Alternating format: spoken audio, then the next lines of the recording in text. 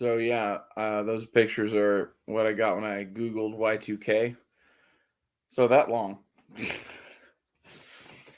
In the build up for Y2K, my grandfather and I started preparing.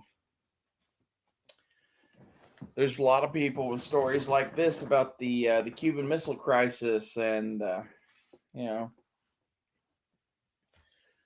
various other things, gas shortage, 9/11, whatever it was that made you start preparing. The thing that got me into it that was that my grandfather was preparing for Y2K. And right into this same time, I saw Red Dawn. I read My Side of the Mountain and Hatchet, which are stories about kids in survival situations. And then I bought the SAS Survival Guide. And like this series of events formed what this channel is now. I really don't care about too much in life other than, making blades and smoking dope and not dope, weed. I should be very careful. Dope can mean a lot of things to a lot of different people. Don't smoke dope, kids. Smoke weed. What's funny is old people, people of the generation that I learned to speak from, when they say dope, they mean weed.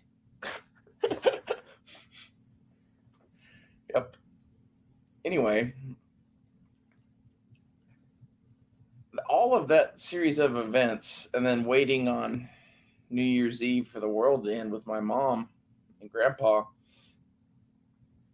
it left an impression. And it was not very long after that that 9/11 happened.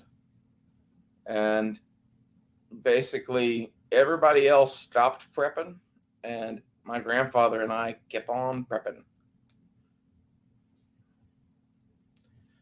And like, I love Duke because Duke, my grandfather, and I are all cut from the same fucking cloth.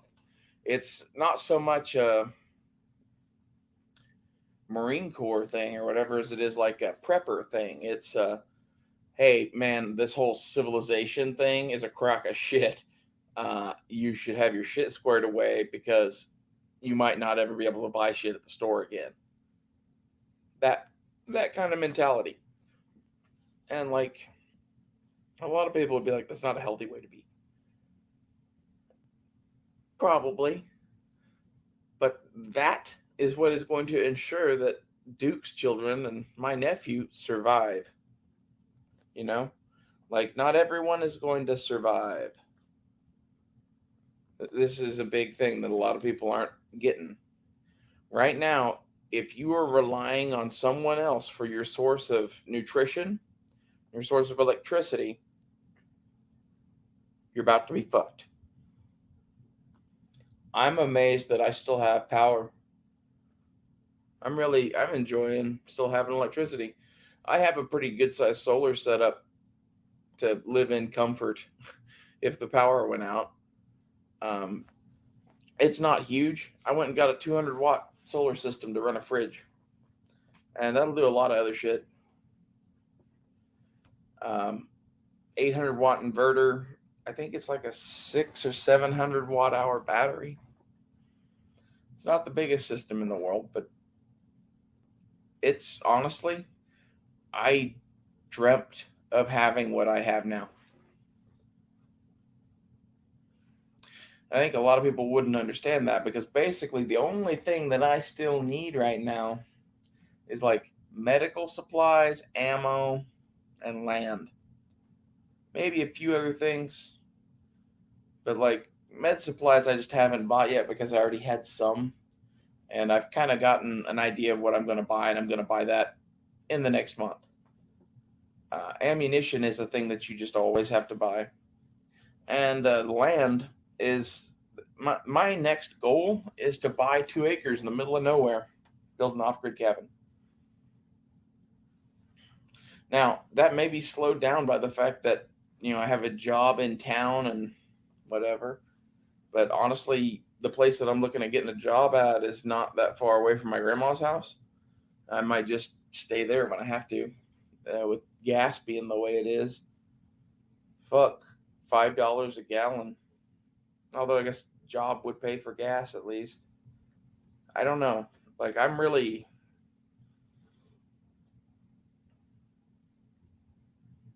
I think this is not like, oh, the Mad Max apocalypse, but this is the end of the world as you knew it. And I think every day that goes by, it gets a little stranger, and every year that goes by, we're going to see more and more shit. We're slowly being morphed into something else. And it started when Obama got elected, really. Like, at least the roots of the stuff that I'm seeing. It looks to me like some Republicans did some shit after 9/11 to seize power and whatever. And the Democrats that took power after them abused the fuck out of that power to give themselves more power. Then Trump came in, and Trump was legitimately trying to help, which means everyone hates him because that's how the government works. At least that's what I see when I see all that shit. I know this isn't exactly about prepping, but this is in short why I think we're fucked and why I think we're fucked started under Obama, really Bush. Like, again, all the way back 9/11. 9/11 is like the root of all of this shit. The thing that killed the empire is 9/11. We lost the war on terror to a bunch of fucking Hajis and caves. I I don't even know, man. I think this is the thing is we're about to watch Russia lose the war in Ukraine.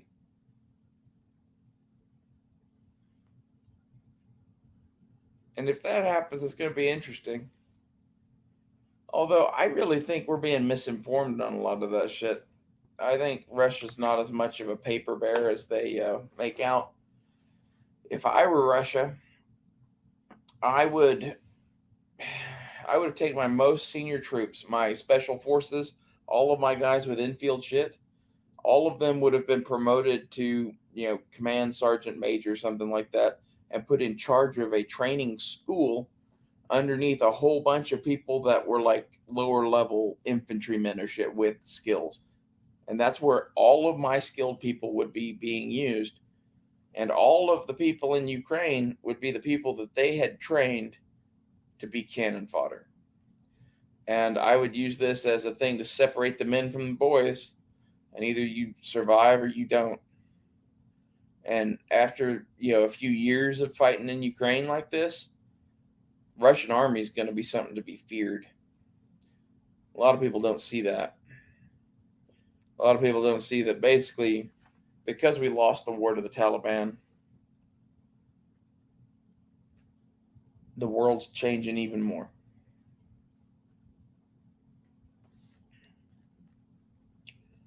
I don't know where this ends, but I've been prepping a long goddamn time, and this is the worst I've ever seen it. I've been prepping since these clothes were in fashion. And I gotta say, they're kind of hot. I'm a fan. I don't know that I'd rock any of that personally. I'm a little fat to wear those. I'm not really a big fan of like exposed belly things. More of like you know, corset girl, if anything. Anyway, I think this shit's important. The prepping, not the lingerie and shit. It's one of those like with what they're doing, they don't understand how bad it can get. Your average Democrat lives in this fantasy world of, nothing bad ever happens. It never occurred to them that Russia would invade the Ukraine, I think. Either that or they wanted them to. I don't know which.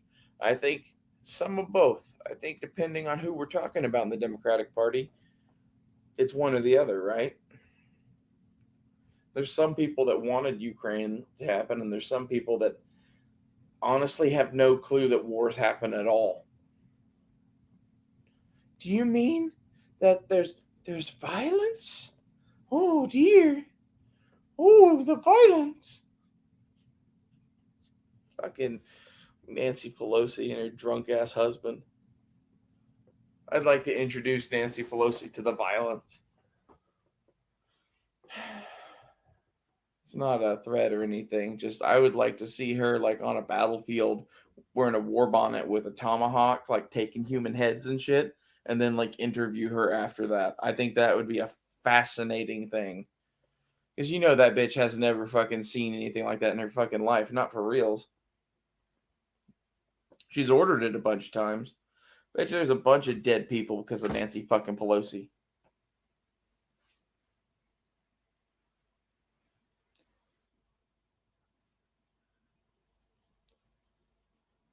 Well, anyway, that's what got me into prepping. What got you into prepping? Was it Nancy Pelosi? I kind of think at least some of you probably was. I think there's a solid case to be made why Nancy Pelosi is why you should prep. I'll make that now if you want. It'll be fun. Basically, she is one of a host of career criminal politicians that at various levels run things. And the fact that our entire system hinges on career politicians that are criminals that make all their money through insider trading, I think that pretty much, that means our whole civilization's doomed to collapse. It's not if, it's when. The children are starting to all go fucking queer. And, like, when that happens in the rat experiments, it's pretty soon before they all die. Sorry, it's not very long before they all die. I don't know what the name of that rat experiment is, but there's a rat experiment they did where they like put the rats in a big maze that was like an urban city, and it made them live in little apartments, and like they let them out of the apartments for so often and then put them back to the apartments and then fed them and shit. And like eventually all the rats like became fucking gay and suicidal and hated life, and I don't know. Honestly, I think the kids going queer is because there is a legitimate movement by someone in our country to like gay up America. I'm kind of glad because like I like it, and like we're here, we're queer, we're not going anywhere, but I don't want to convert anyone. It's okay to be straight. You could dress better.